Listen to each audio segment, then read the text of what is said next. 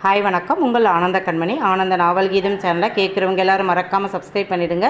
Like பண்ணுங்கள், comment பண்ணுங்கள், share பண்ணுங்கள். வாங்க நாம் இப்போ கதை கேட்க போகலாமா? சுபலதாவின் அலைகடலில் அலையும் படகானின் அத்தியாயம் 41. அந்த நேரம் சரியாக முரளியுடன் பேசியபடி வந்த ஆலிவன், என்ன இப்படி சத்தம் கேட்குது என்று பார்த்து கொண்டே வரும்போது ஒரு பெண்ணை 3 பெண்கள் பிடித்து இழுத்து வந்ததையும் அந்த பெண்ணை கீழே தள்ளி விட்டதையும் பார்த்தவன் ஓடி வந்து பிடித்தான். யார் என்று தெரியாமல் தான் பிடித்தான். பிடித்து நிறுத்திய பிறகுதான் பார்த்தான், அது ஜோவிதா. ஜோவி என்று அவன் சொல்லவும் தான் பிடித்து இருந்தவனை பார்த்தவளுக்கு அவன் ஆலிவன் என்று தெரிந்ததும் வந்ததே கோபம். அவனை தள்ளி விட்டாள். ஆலிவனை கண்டதும் பொன்மலருக்கு அழுகை வந்துவிட்டது. அத்தான் என்று ஓடிப்போய் அவன் அருகே நின்று அழுதாள். மற்றவர்கள் முரளியைத்தான் அவள் அத்தான் என்று சொல்கிறாள் என்று பார்க்க, என்னடி அத்தான், சொல்லு, என்ன அத்தான்? இதெல்லாம் ஒரு கம்பெனி, இதுக்கு ஒரு சேர்மன் என்று துப்பிய ஜோவிதா வேலை பார்க்குற பொண்ணை கேட்டு தேடி வந்தா மரியாதை இல்லாமல் நடத்துகிறவங்க ஏன்? ஏய் பொன்மலர், வாடி என் கூட. இனி இங்கே வேலை செய்ய வேலையே வேண்டாம், வேலை செஞ்சு கிழிச்சது போதும் என்று அவள் பொன்மலரை பிடிச்சு இழுக்க, ஜோவி பொறுமையாக இரு, அத்தான் தான் வந்துட்டாருல்ல. யாரு உன் அத்தானா? கிழிச்சிருவாருல்ல என்றவள் அங்கே அழகுக்காக வைத்திருந்த பூஜாடியை எடுத்து முன்புறம் இருந்த பெரிய கண்ணாடி சுவற்றை நோக்கி வீசி எறிந்தாள். கண்ணாடி சுக்கலாக சிதற அனைவரும் தலையை குனிந்து கொள்ள, ஆ என்று ஜோவி கத்தும் சத்தம் கேட்டு பொன்மலர் அவளை பார்க்க, ஆலிவனின் நெற்றியில் கண்ணாடி சில் குத்தி ரத்தம் வழிந்தது.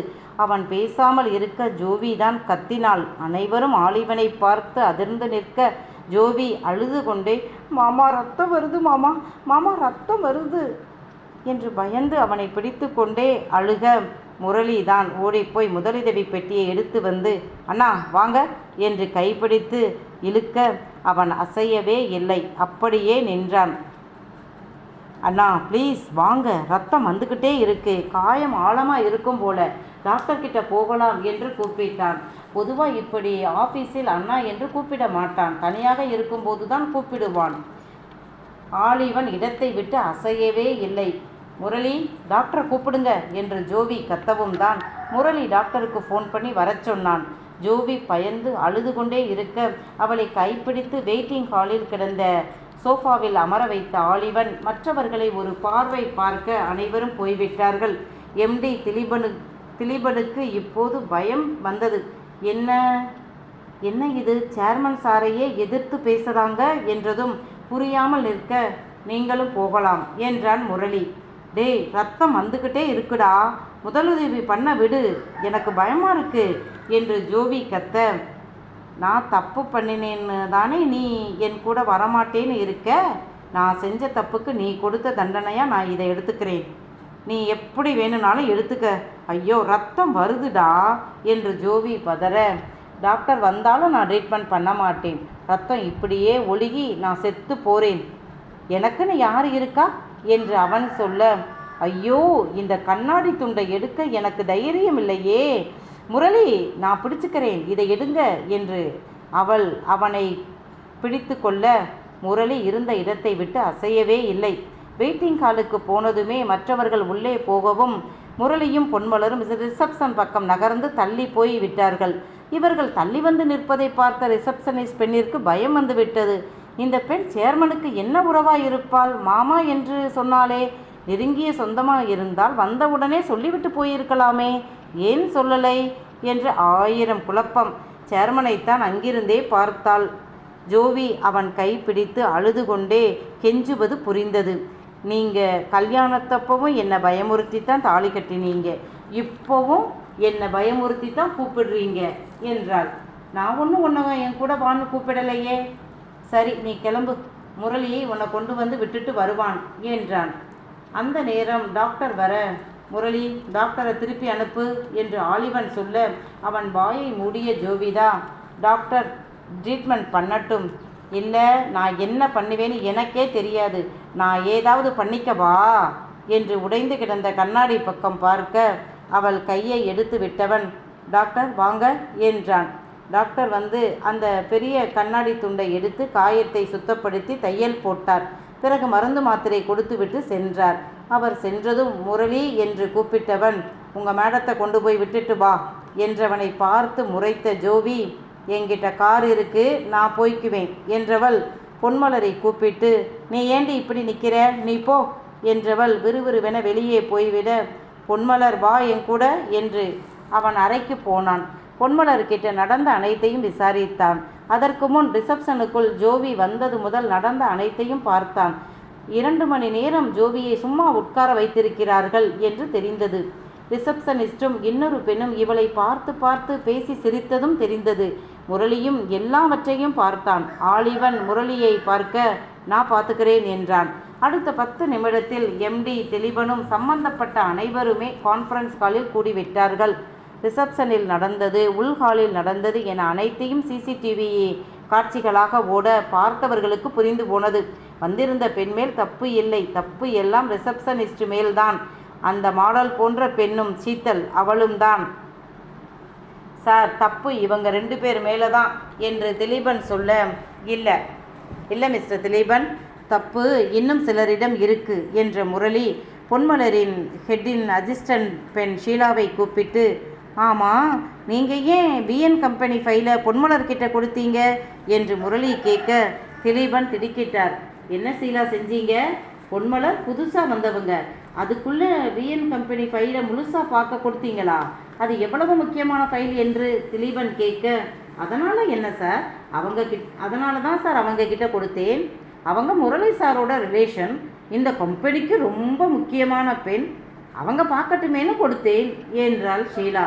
உண்மையில் பொன்மலரை அன்று லீவு போட்டுவிட்டு போகவிடக்கூடாது என்பது ஒரு காரணம் என்றால், இன்னொரு காரணம் அவள் ஏதாவது தப்பு செய்வாள், அவளை எம்டியிடம் மாட்டிவிட்டு கெட்ட பெயர் வாங்கி கொடுக்கணும் என்ற திட்டமும் தான். ஷீலாவின் பேச்சிலேயே பொன்மலர் மேல் உள்ள பொறாமை வஞ்சினம் புரிந்தது. சார், என்னோட சொந்தம் அப்படின்றதால உங்களுக்கு அவங்க மேலே அப்படி என்ன ஒரு பொறாமை? இங்கே எல்லாருமே வேலை பார்க்கத்தானே வந்திருக்கிறோம். பொன்மலர் லீவு கேட்டால் அரை நாள் லீவு கொடுக்க வேண்டியது தானே.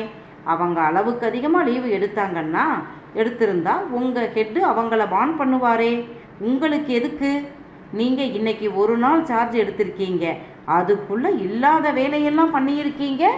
என்ன காரணம்னு உண்மையை சொல்லுங்க என்று முரளி மிரட்டி கேட்க, ஆலிவனிடம் சென்றவள், சேர்மன் சார், இந்த கம்பெனியில் பொன்மலருக்கு தனி சலுகை உண்டு. அவள் தப்பு பண்ணினா கூட ஹெட்டு திட்டமாட்டார், திட்டாமல் சொல்லி கொடுப்பாரு இப்படி செய்யணும் அப்படின்னு.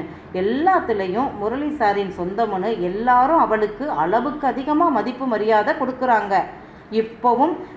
இப்போவும் வேலை நேரத்தில் அவளை தேடி ஆள் வர்றாங்க என்று ஷீலா சொல்ல, ரிசப்ஷனிஸ்டும் மாடல் போன்ற பெண்ணும் ஆலிவனிடம் போய், ஆமாம் சார், ஷீலா மேடம் சொல்கிறதெல்லாம் உண்மைதான் சார்.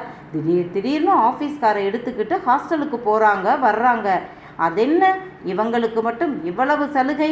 முரளி சார் உங்கள் பிஏ, அவங்களுக்கு மரியாதை கொடுக்க வேண்டியது தான்.